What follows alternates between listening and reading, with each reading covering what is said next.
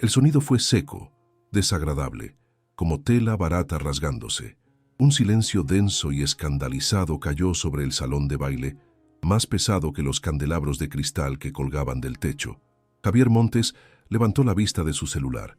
Vio a su esposa, Valeria, con una sonrisa venenosa en el rostro, y frente a ella, a una mesera, inmóvil, con el hombro de su uniforme negro desgarrado, exponiendo su piel pálida. La humillación flotaba en el aire, espesa y cruel. Todos esperaban las lágrimas, el grito, la huida, pero la mesera Elena no les dio esa satisfacción. Se mantuvo erguida, cubriendo la rasgadura con una mano temblorosa. Sus ojos no mostraron rabia, sino una tristeza profunda y extraña. Miró directamente a la cara de Valeria, contorsionada por la furia, y con una voz calma que cortó el silencio, dijo palabras que nadie esperaba. «Señora, espero que rasgar mi vestido haya arreglado lo que está roto dentro de usted». Hizo una pausa, dejando que las palabras aterrizaran. «Porque mi vestido se puede coser, pero el dolor que hace que alguien sea tan cruel, ese es mucho más difícil de remendar». No fue un ataque, fue un diagnóstico, un acto de compasión tan inesperado, tan puro, que desnudó la miseria de Valeria frente a todos. Javier escuchó esas palabras y sintió que algo dentro de él se quebraba. Un dique que había contenido décadas de apatía y resignación. No vio a una mesera, vio una fuerza, una dignidad que él, con toda su lana, no podría comprar ni en 1.000.000 de años. Y en comparación vio el vacío absoluto de su propia vida, su matrimonio de conveniencia, su pasividad, su cobardía. La belleza del alma de esa mujer, contrastada con la fealdad de su propia existencia, fue demasiado. Se levantó bruscamente, sin decir una palabra.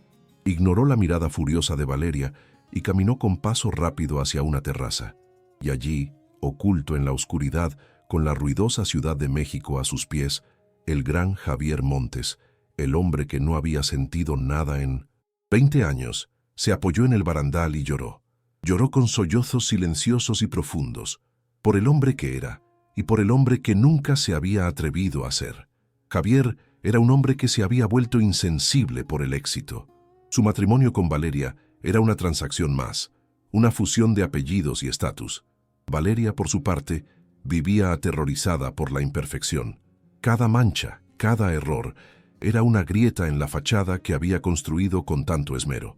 Y Elena Ramos era una madre, soltera, trabajaba doble turno para mantener a su hijo. Su uniforme era su armadura en una batalla diaria, era su mejor vestido de chamba y lo cuidaba como un tesoro. Todo había comenzado con una gota de champaña, un tropiezo accidental de Elena, una manga de seda salpicada. Para Valeria, en medio de las socialites que la juzgaban, fue un qué oso monumental, una humillación pública. Su reacción fue desproporcionada, salvaje. Deja que te arregle ese uniforme barato para que combine con tu incompetencia.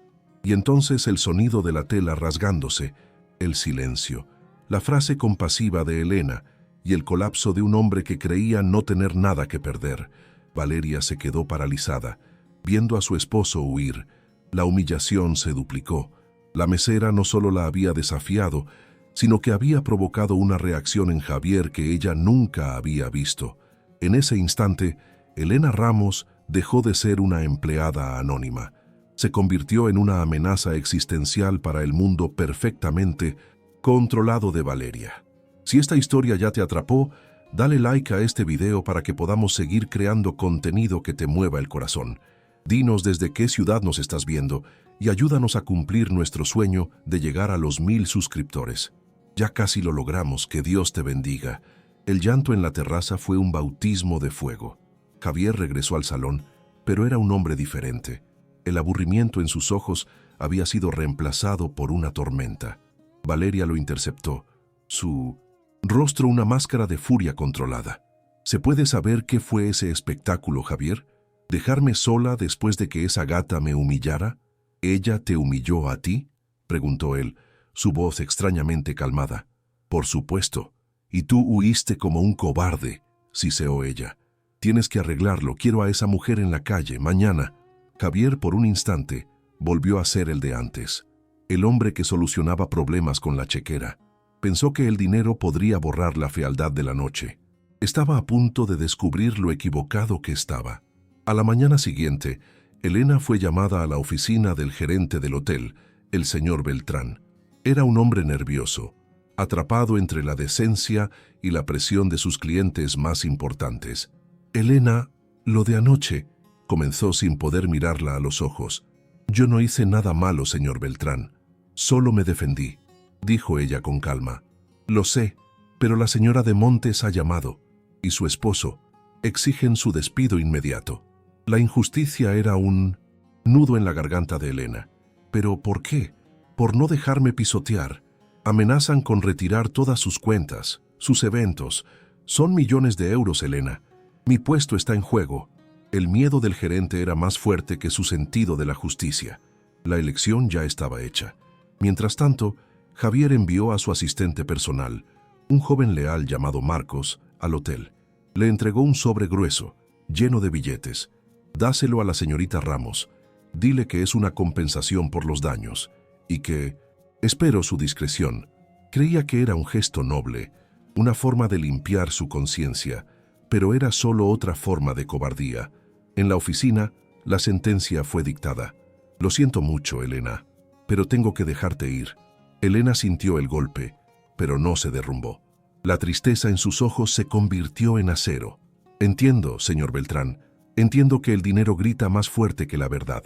Recogió sus pocas cosas de su casillero. Sus compañeras la miraban con una mezcla de pena y miedo. Nadie se atrevía a decir nada. Salió por la puerta de servicio, con la cabeza en alto, su uniforme roto en una bolsa como prueba de su batalla perdida. Afuera, Marcos la esperaba junto a un auto negro. «Señorita Ramos, de parte del señor Montes», le extendió el sobre. Elena lo miró, luego miró el dinero que se asomaba. Podía ver la solución a tantos problemas. La renta, las deudas, un respiro para ella y su hijo. Pero luego vio el precio, su silencio, su dignidad. Rechazó el sobre con la mano. «Dígale a su jefe», dijo, su voz clara y firme, «que hay cosas que su dinero no puede comprar, y mi dignidad es una de ellas». Dio media vuelta y se alejó, dejando a Marcos con el sobre en la mano, completamente atónito. Cuando Marcos le contó a Javier lo que había pasado, el magnate se quedó sin palabras. En su mundo cínico nadie rechazaba el dinero. Nadie. La negativa de Elena no fue un insulto, fue un desafío, un espejo que le mostraba la pobreza de su propia alma. Se dio cuenta de que no había intentado ayudarla. Había intentado comprarla, silenciarla, y ella no estaba en venta. Valeria, por otro lado, se enteró de la oferta de Javier y del rechazo de Elena, y se enfureció. La mesera no solo la había desafiado, sino que ahora se negaba a desaparecer. Se estaba convirtiendo en una obsesión. «¿Ves, Javier? Te lo dije, es una manipuladora», exclamó. «Rechaza el dinero para poder pedir más después. Quiere demandarnos, arrastrarnos por el lodo». Valeria decidió que despedirla no era suficiente. Tenía que destruirla, aniquilarla. Comenzó su campaña de difamación. Llamó a sus amigas socialites, a los dueños de otros hoteles de lujo. Contó una historia retorcida, una historia en la que Elena era una empleada inestable y agresiva que había intentado extorsionarlos. Tuvo un ataque de histeria en medio del salón. Mentía con una convicción escalofriante. Se rasgó el vestido ella misma para montar un escándalo. Las mentiras, susurradas en los círculos correctos, se convirtieron en verdad. Elena comenzó a buscar trabajo, pero las puertas se le cerraban en la cara. «Lo siento, su perfil no encaja. Ya hemos cubierto la vacante. Hemos recibido referencias preocupantes». Estaba en una lista negra no oficial. Su nombre estaba manchado. La crueldad de Valeria la había convertido en una paria. Los días se convirtieron en una semana de desesperación. Los ahorros se agotaban. La renta se acercaba. El miedo, un miedo frío y real, comenzó a apoderarse de ella. ¿Cómo iba a alimentar a su hijo? Javier, mientras tanto, vivía en su propia prisión de lujo. La imagen de Elena rechazando su dinero lo atormentaba. Veía a Valeria con nuevos ojos. Veía su mezquindad, su crueldad casual con el personal, su obsesión con las apariencias. La mujer con la que se había casado ya no le parecía sofisticada, sino vacía, patética. La distancia entre ellos creció, convirtiéndose en un abismo de silencio y resentimiento. Valeria sintió que lo estaba perdiendo. El recuerdo de esa mesera era un fantasma entre ellos. Decidió que era hora de dar el golpe de gracia, de forzar a Javier a elegir un bando, de una vez por todas. Una noche lo confrontó en su biblioteca. Su voz era seda y acero. Javier, esta situación es insostenible. El fantasma de esa mujer está destruyendo nuestro matrimonio. Él no respondió, solo la miró con sus ojos cansados. Tienes que demostrarme que estás de mi lado, continuó ella, que nuestro matrimonio, nuestro estatus, significa algo para ti. ¿Qué quieres, Valeria?, preguntó él sin emoción. Quiero que me apoyes públicamente. Vamos a filtrar a la prensa nuestra versión de la historia. Diremos que fuimos víctimas de un intento de extorsión, que esa mujer nos acosó. Javier sintió un escalofrío. ¿Quieres que la destruya? Quiero que nos protejas, corrigió ella. A nuestra familia, a nuestro nombre. Se acercó a él, su rostro a centímetros del suyo. Le dio el ultimátum. O estás conmigo en esto, Javier, o se acabó. O la entierras públicamente, o este matrimonio, con todo lo que conlleva, termina esta noche. La elección era brutalmente clara. Su imperio, construido sobre alianzas y apariencias, o su recién descubierta conciencia. La vida que conocía, o la decencia encarnada en una mujer que apenas conocía, pero que no podía olvidar. Valeria sonrió, segura de su victoria. Siempre había elegido el imperio, pero esta vez, en los ojos de Javier, vio algo que no había visto antes. Una duda, una grieta en la armadura. El punto más bajo había llegado.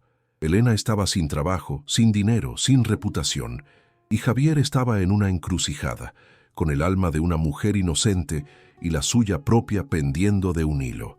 El poder de Valeria parecía absoluto. La derrota de Elena, total. La pregunta era, ¿tenía Javier Montes la fuerza para, por primera vez en su vida, elegir bien? La noche fue una tortura para Javier. El ultimátum de Valeria resonaba en las paredes de su silenciosa biblioteca. Su imperio o su alma, la vida que conocía o la decencia que apenas empezaba a reconocer. Paseó por la habitación, un león enjaulado en su propia riqueza. Miró los lomos de cuero de los libros, los cuadros carísimos, los trofeos de negocios. Todo se sentía falso, hueco. Recordó el rostro de Elena, su dignidad inquebrantable, la compasión en sus ojos cuando debería haber habido odio. Y luego recordó el rostro de Valeria, contorsionado por la rabia, disfrutando de la humillación de otra persona. Al amanecer, la elección ya no era una elección, era una necesidad, un acto de supervivencia para el hombre que quería volver a ser. Tomó el teléfono. Valeria, acepto la reunión. Mañana a las 10. En una sala privada del hotel con el gerente Beltrán. Valeria sonrió al otro lado de la línea. La victoria, pensó ella, estaba cerca. Llegó a la reunión como una reina a punto de dictar una sentencia. Su vestido era impecable, su sonrisa afilada. El señor Beltrán estaba a su lado, pálido y sudoroso, un peón en su juego. Javier llegó, puntual. No parecía un hombre derrotado. Había una calma en él, una resolución que Valeria no reconoció. Gracias por venir, comenzó Valeria tomando el control. Estamos aquí para resolver este asunto desagradable, de una vez por todas. Expuso sus demandas. Un comunicado de prensa redactado por sus abogados, describiendo el incidente como un intento de extorsión. La inclusión permanente de Elena Ramos en la lista negra de todos los hoteles de lujo del país. Y quería que Javier firmara el comunicado con ella, una muestra pública de unidad. Javier la dejó hablar sin interrumpir. Escuchó cada mentira, cada palabra venenosa. El señor Beltrán asentía nerviosamente. Cuando Valeria terminó, un silencio expectante llenó la sala. Javier se levantó lentamente. El movimiento fue deliberado, lleno de un poder que no venía de su dinero. Primero, se dirigió al gerente. «Señor Beltrán», dijo, su voz tranquila pero con un filo de acero. «Si la señorita Elena Ramos no es recontratada hoy mismo, con un aumento y una disculpa formal por parte del hotel, Mi empresa y todos mis socios retiraremos cada evento, cada reserva y cada inversión de su cadena hotelera. Para siempre. El rostro de Beltrán se descompuso. Pasó del pánico al terror. Luego Javier se giró hacia su esposa. La miró directamente a los ojos. Querías que eligiera, Valeria.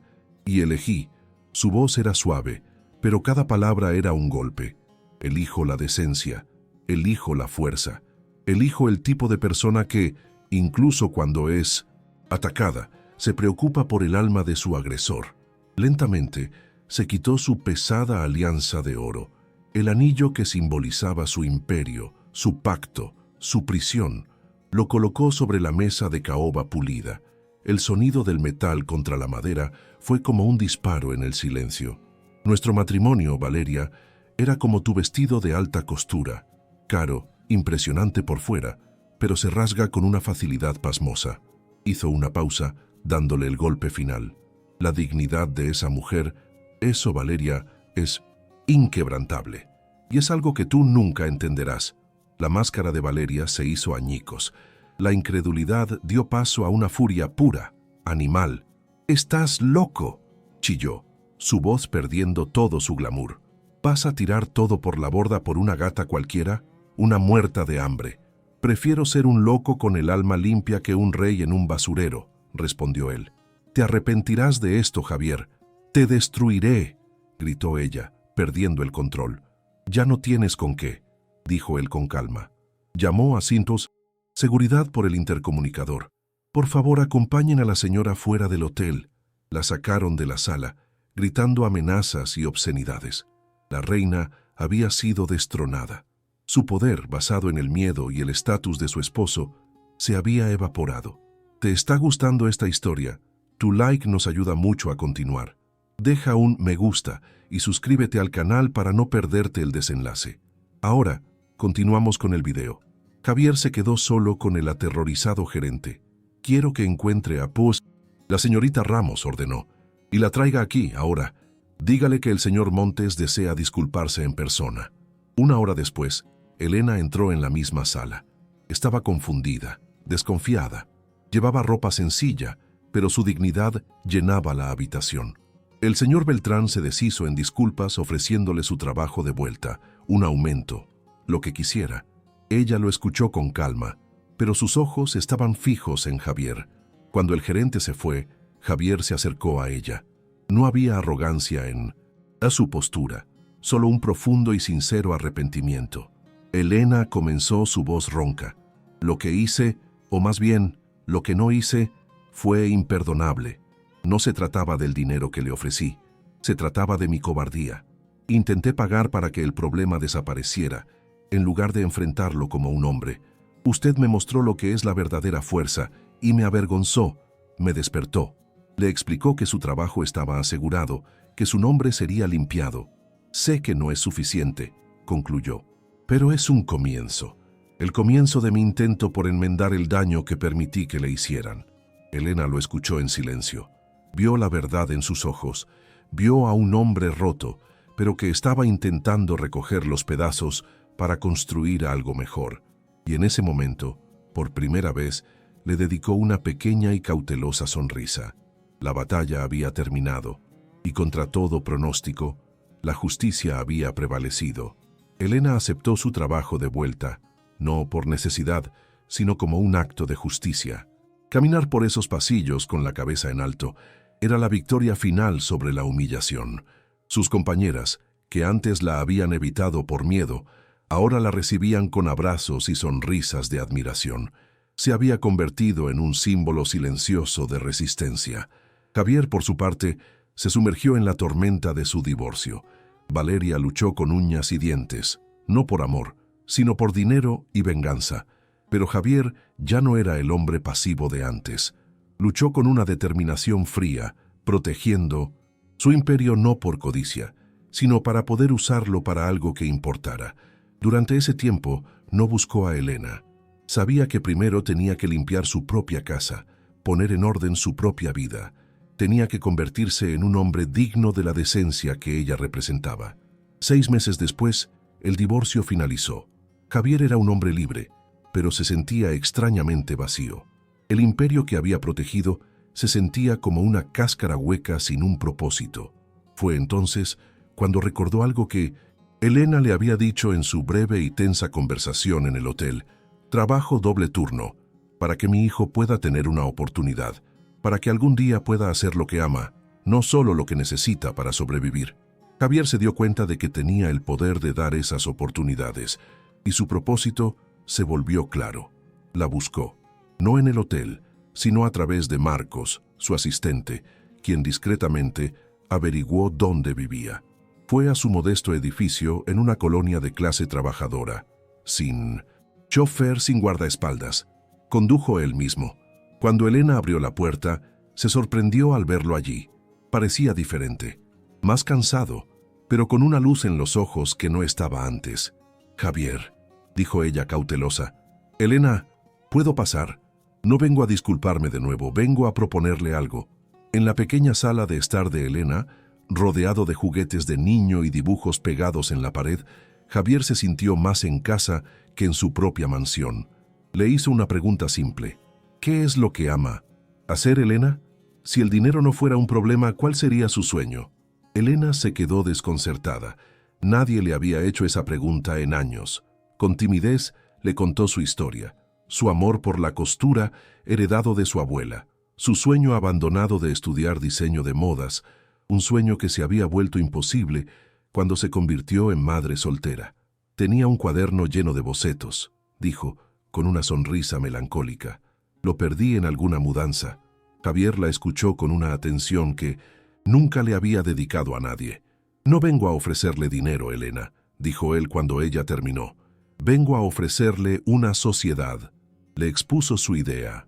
Una empresa, una marca de moda, pero no una marca de lujo cualquiera.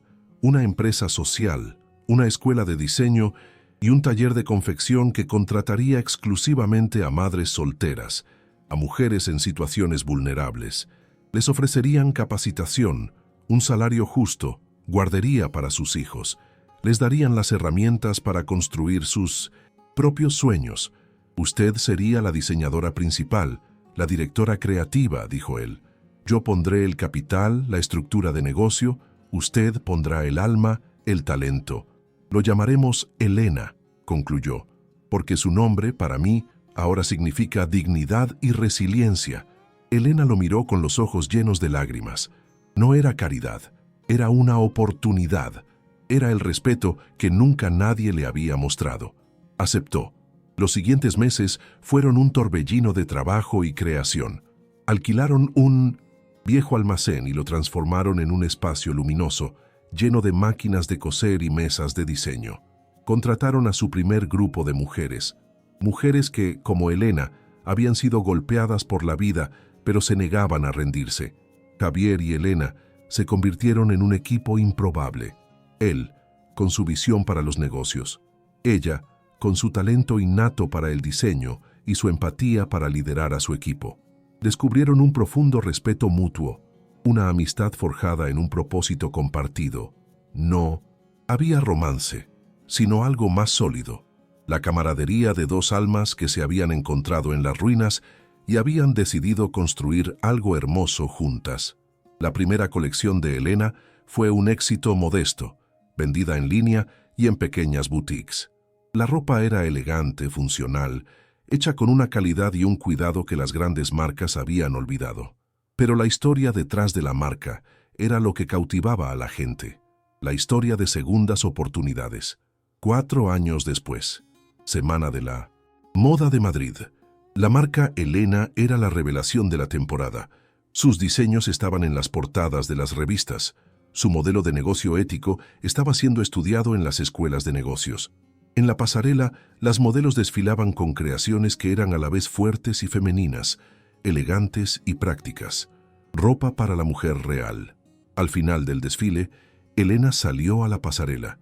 Ya no era la mesera tímida, era una diseñadora aclamada, una mujer de negocios segura de sí misma, radiante. Bajo los focos, el público se puso de pie en una ovación atronadora. En la primera fila, Javier aplaudía más fuerte que nadie, no como un salvador, sino como un socio, un amigo. Su rostro ya no era la máscara de aburrimiento de antes. Estaba lleno de vida, de propósito, de una alegría tranquila y profunda. No había encontrado la felicidad comprando otra empresa o conquistando otro mercado. La había encontrado al invertir en una sola persona, al ayudar a remendar los sueños rotos de otros, y al hacerlo sin darse cuenta, había cosido los jirones de su propia alma. ¿Qué te ha parecido el final de esta historia? ¿Crees que el verdadero éxito se mide en dinero o en el impacto que tenemos en la vida de los demás? Deja un like si crees que la